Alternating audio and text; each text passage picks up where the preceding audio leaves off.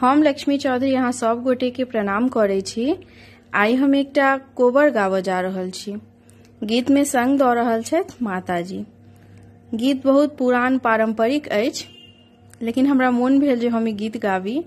गीत नीक लागत तऽ गीत के शेयर करब और लाइक कमेंट करब। संगे ही जे गोटे मैथिली भावना चैनल के सब्सक्राइब नहीं केने छथिन तिनका सब बहुत बहुत नम्र निवेदन अछि जे एहि चैनल के सब्सक्राइब कऽ हमरा प्रोत्साहित करू और हमरा बहुत आगा बढ़ाऊ।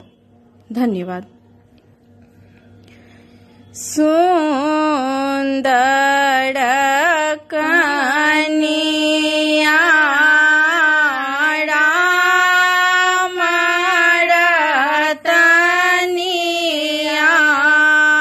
सुंदर कनिया राम रतनिया, सोने मुट्ठी लागल के बार हे, नव बर नव कनिया, ताहि कोबर सुता गेला दुल्हा सर घुबर, ताहि कोबर सुता गेला दुल्हा सर घुबर, संग लागी सिया सुकुमारी हे, नव बर नव कनिया, संग लागी सिया सुकुमारी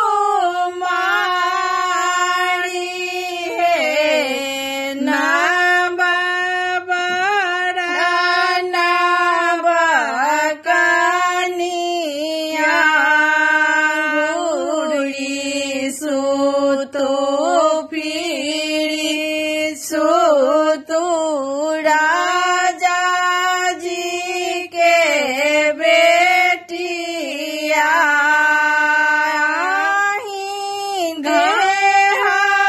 गढ़ मी बहुत है, नव बर नव कनिया,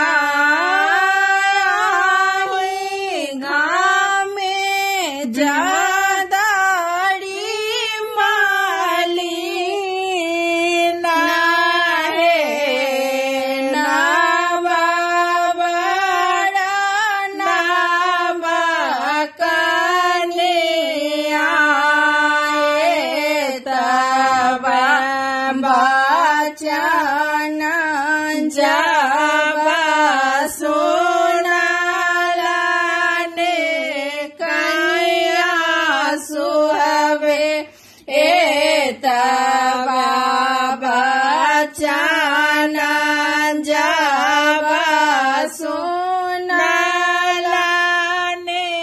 कन्या सुहवे, से जी छोड़ी भुइया लौटी जाई हे, नव बर नव कनिया, से जी छोड़ी भुइया लौटी जाई